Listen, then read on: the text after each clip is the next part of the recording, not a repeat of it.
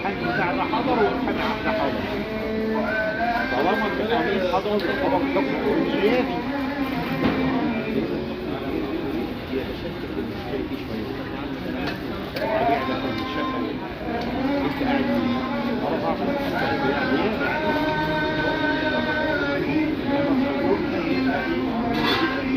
فانت هتدوري على الحكم الحضوري ده تطلبيه علشان لو حد يتكلم ويقول لك ده مش عرفني المحامي لا حضر ولا ما حضرش ولا توكيل غيابه، اقول له يا عم الحكم وري له الحكم خلاص. حاول تخلي بقى لما يجي على الكلام